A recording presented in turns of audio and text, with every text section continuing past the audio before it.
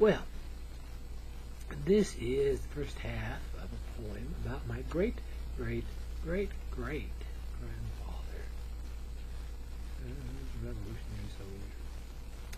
His name was Elias Butler. Born about 1750, died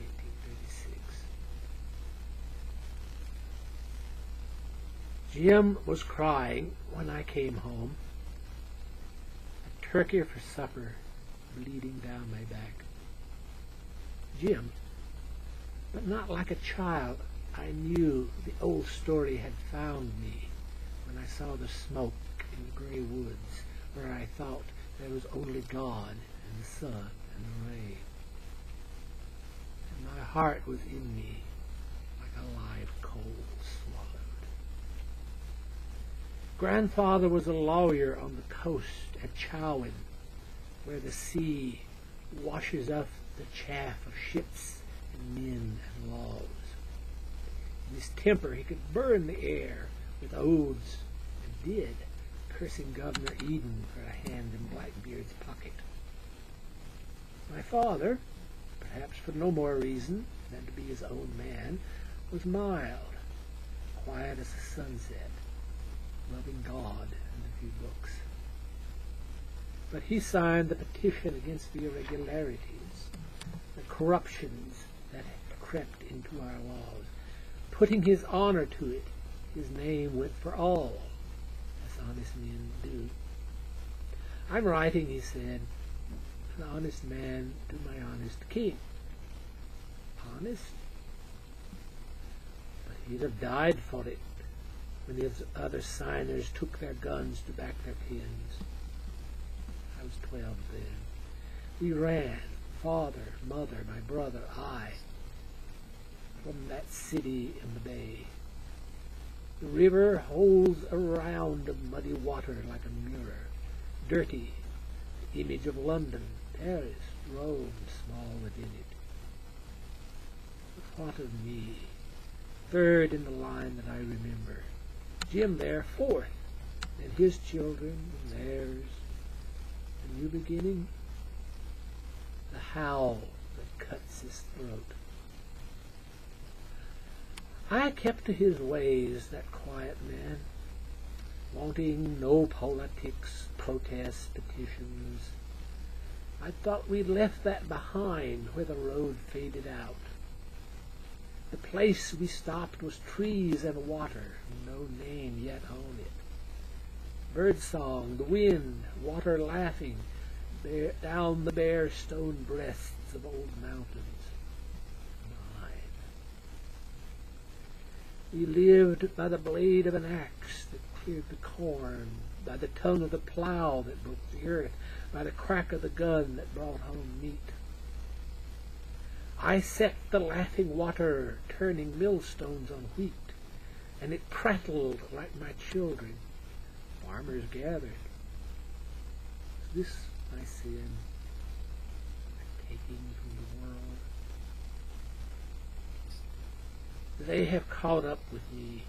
I am their heir. What have they done? What's in the house, boy, that you have seen and do not want me to see? Dead. Elizabeth, wife, mother,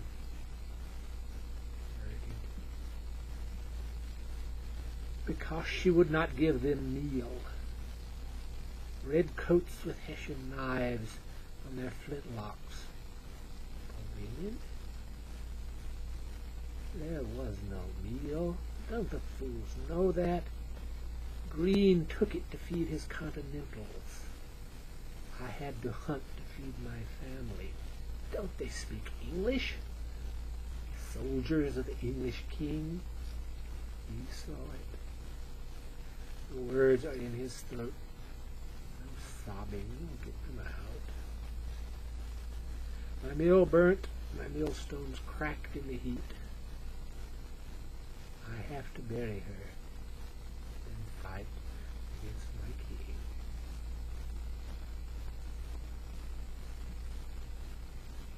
So long ago now. Betty found wild roses and put them on the box. I moved when time seemed not to, like a puppet, something else. Call it the violence of the time pulled the strings. I went to General Lillington. I want to fight. He looked me through, asked questions. 40 years old, 6 children, wife dead, miller by trade, hands hard with tools. I knew I was no soldier, but I could not tell him why I had to fight. Say, it stuck like the words in my son's throat. Then he looked in my eye.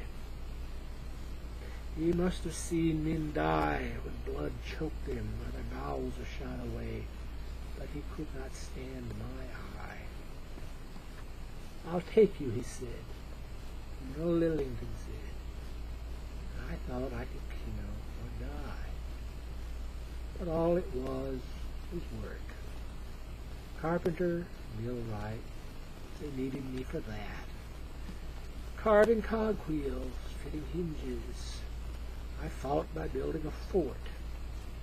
When the war ended and we were a nation, I had fired no gun, thrust no bayonet into an Englishman that might have killed my wife.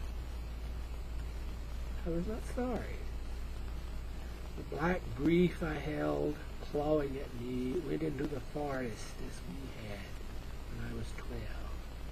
And out of the woods where the water whispers and is strong, came back life and love. I married Sarah the year Cornwallis surrendered. I was born anew, 6 more children. My mill wheel turned, the meal